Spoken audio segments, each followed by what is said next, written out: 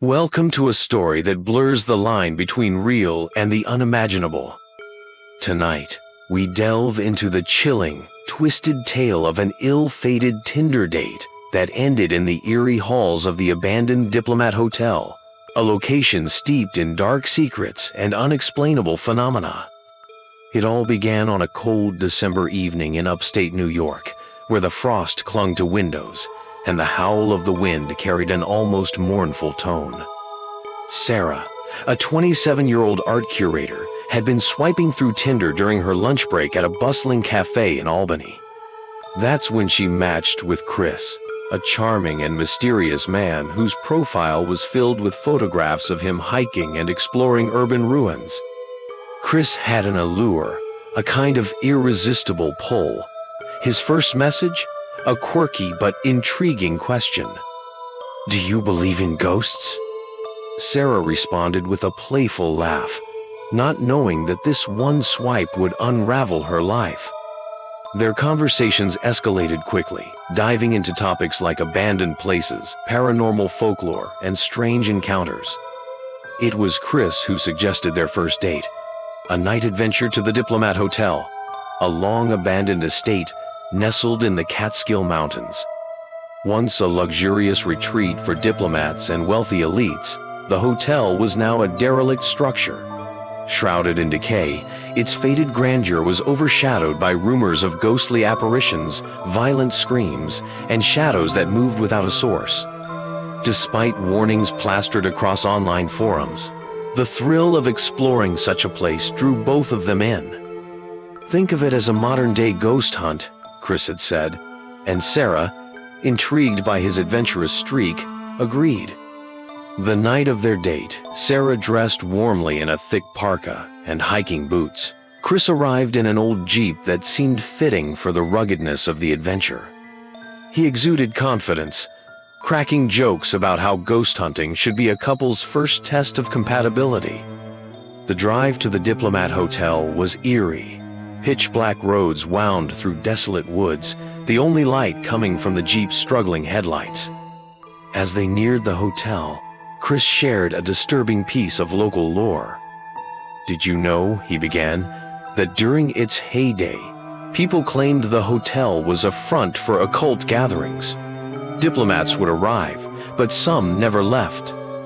Sarah laughed nervously, brushing it off as part of the experience. Yet she couldn't ignore the tightening knot in her stomach. The hotel loomed in the distance, its crumbling facade illuminated by moonlight. The grand arches and ivy-covered walls betrayed a haunting beauty. The air grew colder as they approached, their breath visible in the freezing night. Chris pushed the heavy wooden door open, its creak echoing through the hollowed-out lobby. Inside, the decay was even more striking. Peeling wallpaper, broken chandeliers, and an eerie silence that swallowed their footsteps. "Let's start with the ballroom," Chris suggested, his flashlight cutting through the darkness.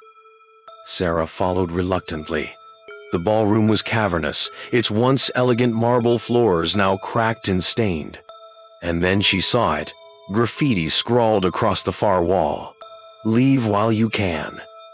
A sudden chill swept through the room, and Sarah swore she heard faint whispering. Chris, seemingly unfazed, continued exploring, snapping photos with an old Polaroid camera. "You hear that?" Sarah whispered, clutching her phone. Chris paused. "Hear what?" Before she could answer, the whispers grew louder, overlapping voices, incomprehensible yet desperate. Then, from the corner of her eye, Sarah saw movement, a shadow darting across the room. "Let's go upstairs," Chris said abruptly, as if he hadn't noticed anything. His demeanor was oddly calm, too calm. The second floor was worse. The air felt heavier, oppressive. Long corridors stretched endlessly, lined with decayed doors. Each creak of the floorboards beneath their feet was amplified, as though something was listening. Sarah's phone buzzed, a notification from a friend asking if she was okay. She quickly texted back, saying she'd check in soon. But as she hit send, her screen flickered and died. Chris led the way into one of the rooms, which was oddly pristine compared to the others. The bed was neatly made, the curtains drawn shut. A vintage mirror hung on the wall, its surface fogged. "This place is different," Sarah muttered, her unease growing. Chris turned to her, his face unreadable. "Do you trust me?" he asked softly. It was an odd question. Before she could answer, the door behind them slammed shut. "Chris, what's going on?" Sarah demanded, her voice trembling. He smiled, but it wasn't comforting. "I didn't bring you here just for fun, Sarah. I wanted you to see them." "See who?" she whispered. As if on cue, the mirror's fog cleared, revealing not their reflections but ghostly figures. A woman in a tattered gown, her eyes hollow and black.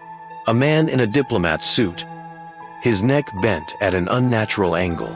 They stared directly at Sarah. Her scream was cut short as Chris stepped closer, his voice eerily calm.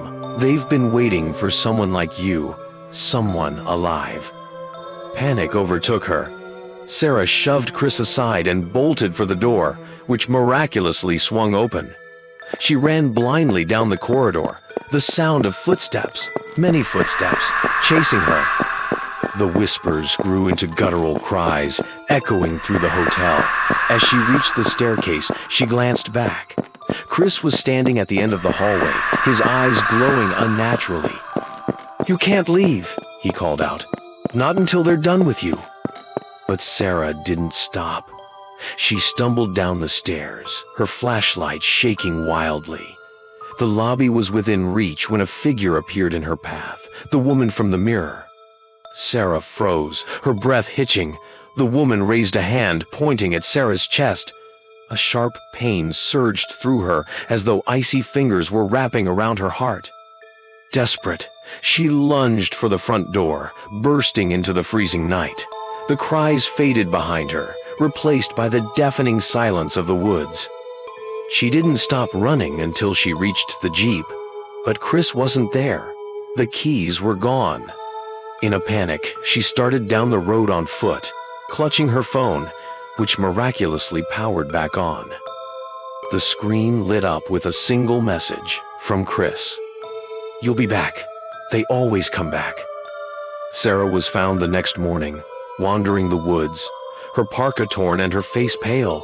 She told her story, but no one believed her. The Diplomat Hotel remains abandoned, its dark history continuing to lure the curious and the brave. And as for Sarah, she never used Tinder again. Sarah was found the next morning, wandering the woods, her parka torn and her face pale. She told her story, but the details remain shrouded in mystery. The Diplomat Hotel stands as a silent witness to the chilling events that unfolded that night, a place where echoes of the past seem all too alive. And as for Sarah, she was never the same again. If you enjoyed this tale of terror, there's more waiting for you. Dive into the shadows with me and explore the eerie, the unexplained, and the downright horrifying.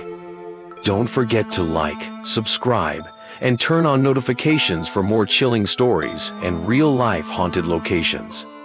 Are you brave enough to join me on the next journey into the unknown?